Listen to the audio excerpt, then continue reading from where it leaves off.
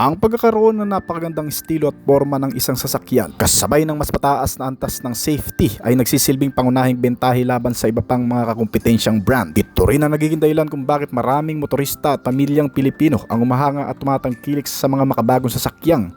Hindi lang basta maganda sa paningin kundi maaasahan din sa bawat biyahe. Kaya naman sa pagkakataong ito ay tatalakayin na naman natin ang isa pang makabagong SUV car na mas murang presyo pero naglalaman ng mas modernong gamit kesa sa ilang mga kilalang brand competitor. Available na sa bansa ang modelong ito. Kaya kung naghahanap ka ng mas murang SUV na may 7 to 8 seating ang capacity at mas advanced, ito na siguro ang hinahanap mo. Pero bago yun, syempre, kung bago ka pa lamang po dito sa aking channel, baka naman kaibigan po tumalik sa subscribe button pati na ang notification bell para naman update lagi sa mga video na gagawin ko pa. Alright, simulan na natin to!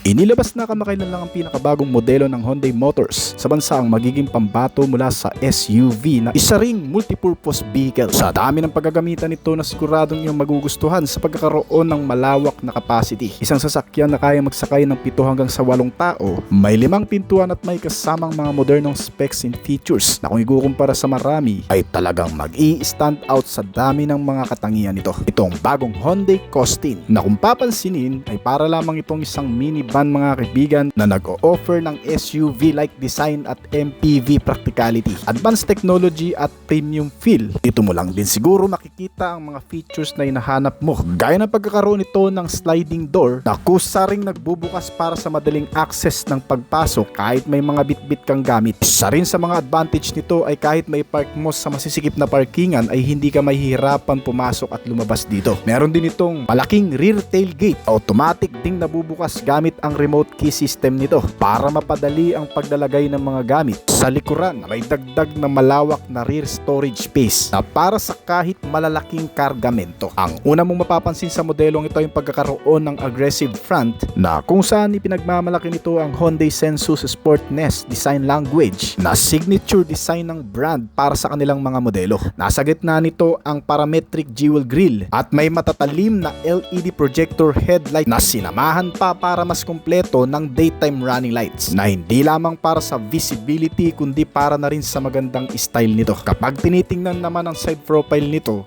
malinaw ang haba at lapad ng sasakyan na may wheelbase na 3055mm. Isang indikasyon na maluwag sa interior space, ngunit higit sa laki ang estilo nito ang umaagaw sa pansin ng marami. Dahil isa raw itong MPV, ngunit may laki na parang sa SUV. At speaking sa MPV mga kaibigan, talagang multipurpose vehicle nga ang modelong ito. Nilagyan din kasi ito ng extra luggage compartment sa ilalim na pwedeng gamitin sa mga long trips at cargo. Pwede mong paglagyan o pagtalian ng mga gamit kung hindi na sapat ang space sa interior nito.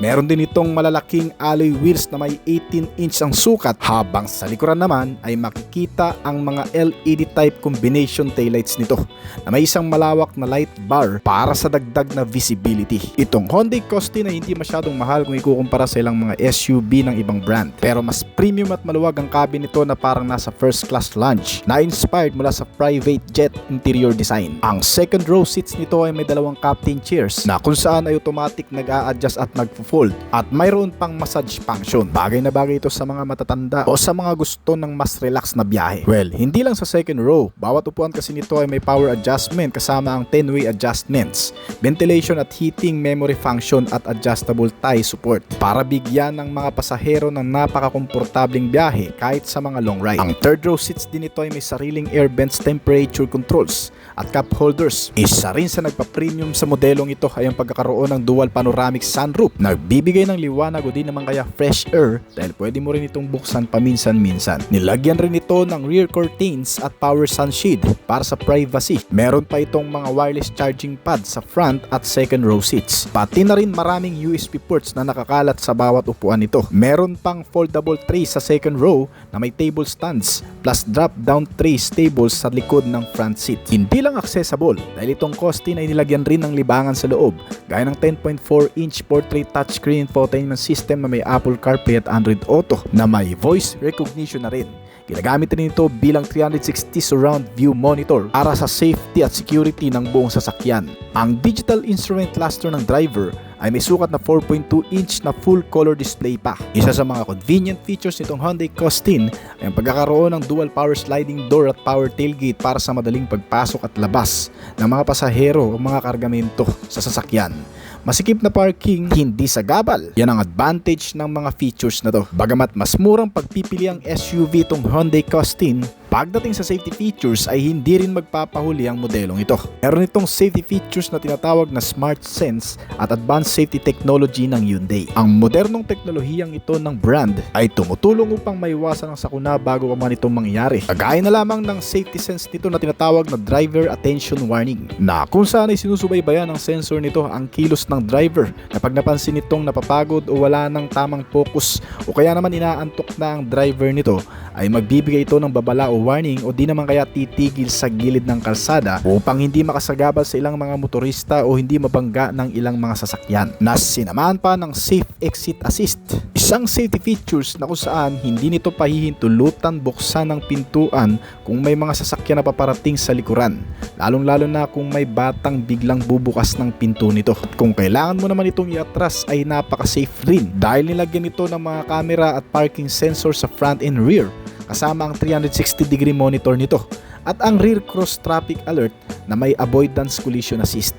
Kaya safe kang makakapagpa-atras lalo na sa mga hindi kilalang lugar na may biglang sumusulpot na sasakyan sa likuran. At hindi lang sa safety and security features nakafocus itong Hyundai Costin. Sa likod ng kanyang modernong anyo at napakaraming mga katangian, nakatago ang isang makabagong makina nito na nagbibigay ng lakas, tibay at kahusayan sa pagmamaneho at performance sa loob ng kalsada. Itong bagong MPV na may SUV-like styling ay pinapagana ng isang 1.5-liter turbocharged inline-4 engine na may maximum output na 177 horsepower at 265 Nm ng torque, sapat na para sa maayos at matibay na pagtakbo maging sa lungsod man o sa mga highway. Bagamat 1.5-liter lang ay sinamahan naman ng turbocharge na nagbibigay ng dagdag na power kapag kailangan, lalo na sa mga pag-akyat o pag-overtake sa kalsada. Ang makina nito ay ipinari sa isang 8-speed automatic transmission at may front wheel drive train setup at umaabot sa 180 to 190 km per hour ang nagagawa nitong bilis at maaaring umabot pa sa 200 km per hour lalo na kung pinalakas ng husto sa open highway. Ang makina rin nitong Costin ay sumusunod sa latest emission standard kaya mas malinis ito sa hangin at hindi naglalabas ng maruming usok. Mas nakakatipid rin ito sa fuel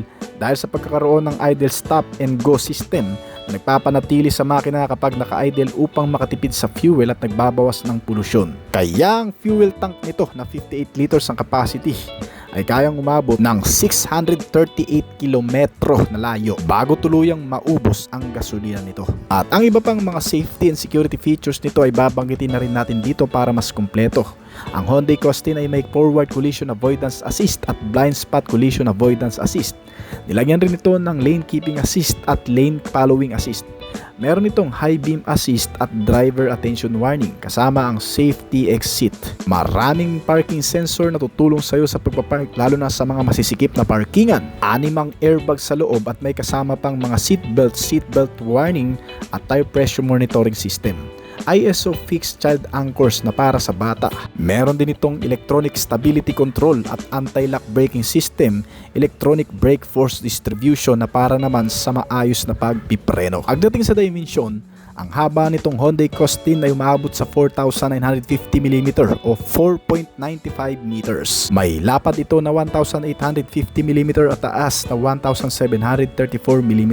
Ang ground clearance nito na 170 mm ay sapat para sa mga off-road mapuputik at mga binabahang lugar.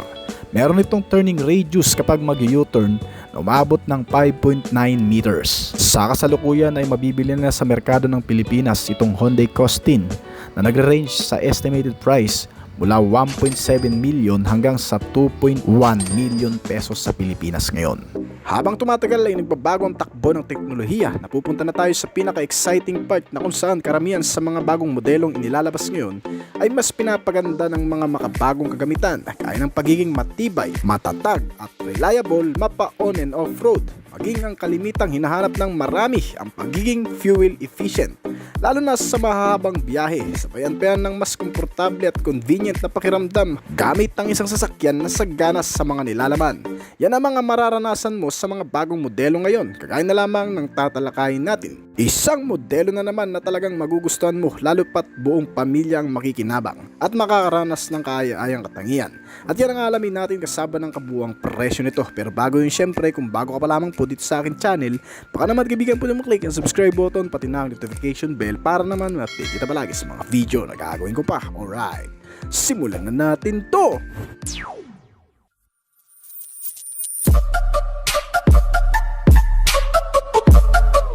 Isang Hyundai Motor Philippines sa mga brand ng sasakyan na nagpapanatili ng karanasan, tiwala at katanyagan sa loob ng maraming panahon. Bilang isang Korean automaker brand ay hindi na pag-iiwanan sa uso, hindi nalalaos sa kung ano ang makabago. Kagaya ng modelong ito na tatalakayin natin, ang isang 7-seater, ang Hyundai Kostin. Papasok sa minivan segment ang Kostin, ang pinakabagong comfort cruiser na inaalok ng Hyundai sa Pilipinas. May 7 to 8 seating ang capacity at na-inline na rin sa modern specs ng Hyundai manufacturer. Ang panlabas na disenyo nito ay parehong makinis at dynamic na nagtatampok ng kakaibang front grille na may natatanging pattern at matutulis na LED headlight na nagbibigay dito ng kontemporaryo at sopistikadong hitsura. Ang makinis na paalon ng mga linya ng sasakyan na ito ay nagdaragdag sa anyo ng estilo at aerodynamic at kausayan sa pagganap. Pinangalan itong modelo pagkatapos ng French explorer na si Jacques Cousteau, kaya Hyundai Kostin ang ngayong flagship name nito. Ang Kostin ay nagdudulot ng kakaibang experience at pakikipagsapalaran sa mga makakagamit, na kung saan ay hindi mo iisiping nasa loob ka ng isang sasakyan habang nakasakay dito sa pagiging komportable nitong modelo. Ang modern features ng interior, mga base ng seats at ilan mga instrumentong nakatutulong para mas maging accessible, controlled at super class ng pagsakay. Ilan lamang yan sa may offer nitong Hyundai Kostin. Ang ilan pang mga futuristic na katangian nito ay makikita mo rin pati sa external. Mga kakaibang hugis ng mga ilaw mula sa harap at likod at pare-parehong mga naka-LED type na. Samahan pa yan ng mga chrome C-accent garnish, front bumper grille pati na rin ang kakaibang hugis nito. Sa loob ng Hyundai Kostin, makikita mo naman ang maluwag at mahusay na disenyo ng cabin na may 4 na captain seats at mga naka-leather na rin, na kayang tumanggap ng hanggang sa 7 o 8 pasahero. Praktikal ang layout na may maraming gamit na seating arrangement at sapat na cargo space. Mga katangiang hinahanap mo na halos lahat ay nandito na. Samahan pa yan ng matitibay na suspensions at brake. Mula sa unan at likod, ang 4 na mga gulong ay mga naka-disc type brake na, kaya mas malakas ang kapit lalo na sa mga pababang kalsada. Matitibay na suspensions na ginamitan ng MacPherson strut at torsion beam. Nagbibigay na rin ng mas kaaya-ayang pakiramdam lalo na kung may dadaan mo ito sa malulubak na parte. At may pare-parehong tire size na 225 by 60R17. Naka-tubeless at alloy na rin. At itong modelo ay pinapagana ng kabuang makina na 1.5 liter turbocharged gasoline engine, inline 4-cylinder 16-valve dual overhead camshaft na makina at nakakonect sa isang automatic transmission na may 8-speed na variable gearbox. Kaya mag-produce ng maximum output na 168 na horsepower sa kada 5,500 revolution per minute at 253 Nm ng torque naman sa kada 1,500 to 4,000 revolution per minute.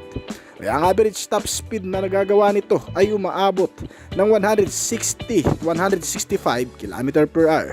Pagdating naman sa fuel tank, ito naman ay may 58 liters ang full tank at mahabang gamitan na rin. Kaya nitong kumonsumo ng hanggang sa 12 km sa kada 1 litro at naka Euro 4 kaya eco-friendly.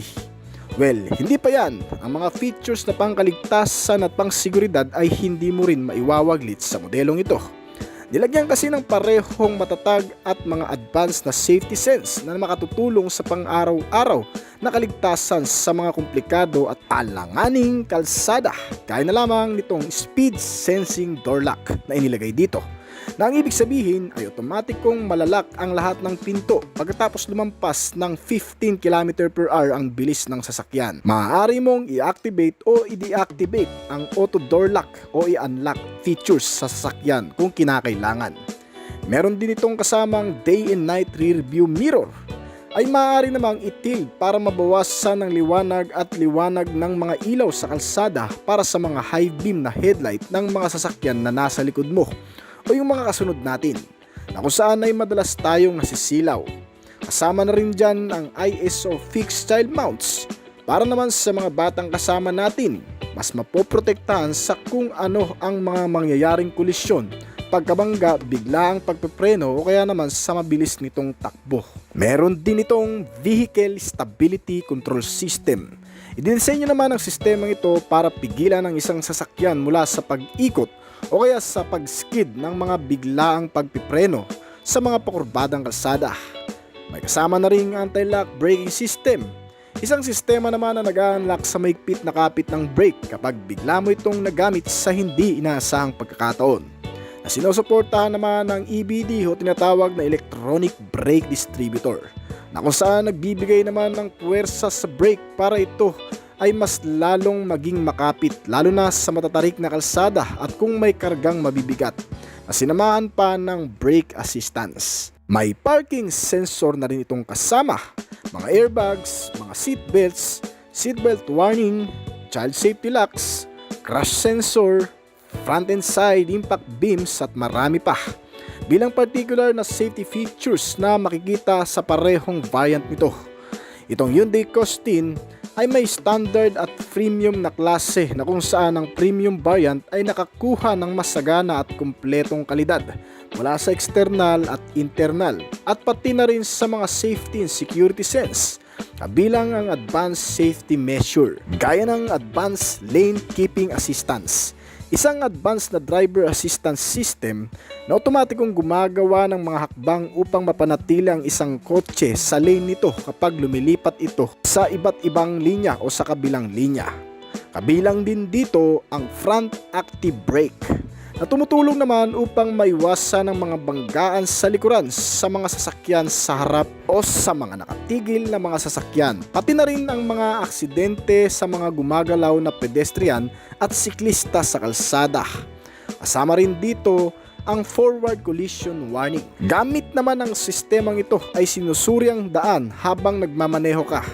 Dinisenyo kasi ito upang magbigay ng babala kung ikaw ay malapit ng bumangga sa isang mas mabagal na paggalaw o humihintong kotse.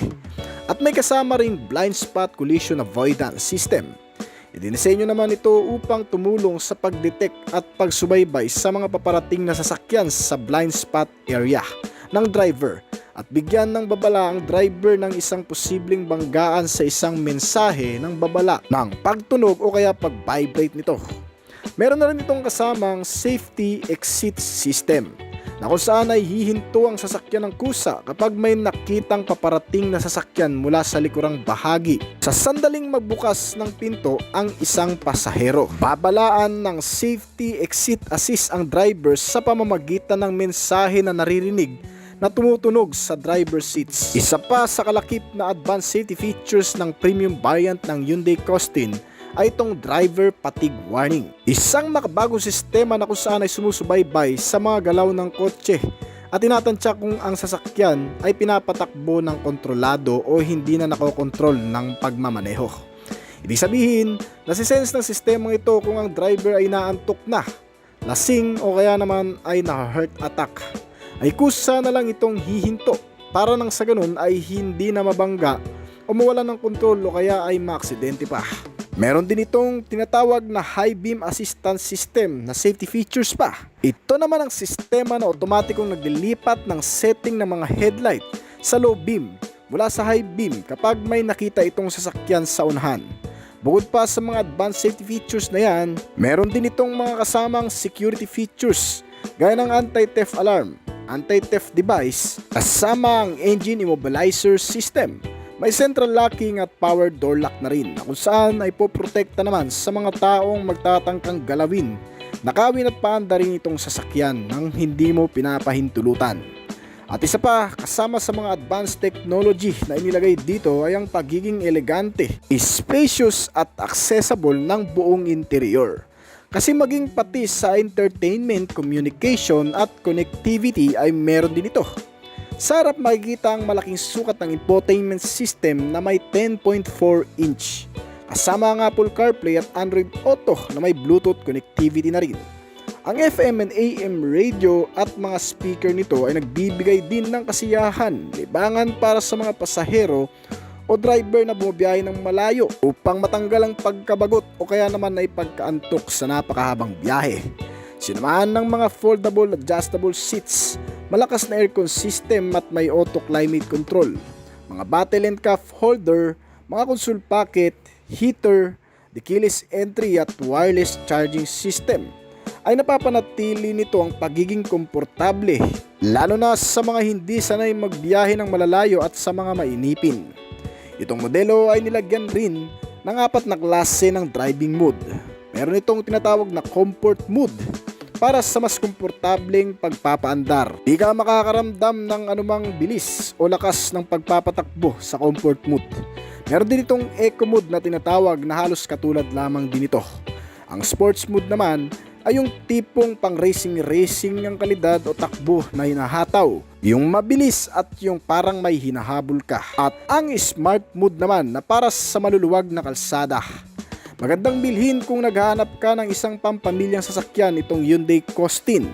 Halos automatic na kasi ang lahat ng sistema nito at mas accessible na rin sa maraming bagay. Para sa kabuang presyo, ito ay umaabot ng 1,770,000 pesos mula sa pinakamurang variant nito hanggang sa pinakamataas na klase na nagkakahalaga naman ng 2,080,000 pesos dito sa bansa. So hanggang dito na lamang po siguro ang ating video. Ngayon kung nagustuhan mo ang topic natin ngayon, pwede mo bang i-comment ang iyong opinion sa ibaba pagkatapos ng video na ito? At sa kung ano pa ang mga dapat mo o gusto mong malaman na klase ng sasakyan ay paki-comment na rin para magawan din natin ang review dito sa ating channel. So hanggang dito na lamang po siguro ating video, pero bago po tayo magtapos ay nais ko po munang magpasalamat sa mga patuloy na sumusuporta, tumatangkilik at nag-aabang palagi sa mga video na ina-upload natin dito sa ating channel. Maraming salamat po at shoutout po sa inyo guys. Ngayon kung bago ka pa lamang po dito sa aking channel, baka naman kaibigan po din maklik yung subscribe button pati na notification bell para naman ma-update kita palagi sa mga video na gagawin ko pa. At syempre hintayin ko rin ang opinion at comment mo sa baba kung may mga tanungan ka tungkol sa video nito. Huwag kang mahiyang mag-comment kaibigan upang nang sa ganun ay masagutan ko rin ng mga nais mo pang malaman at makakuha rin ako ng idea mula sa iyo na magagamit ko sa aking mga susunod pang video na gagawin. This is Oblis Collection. Thank you!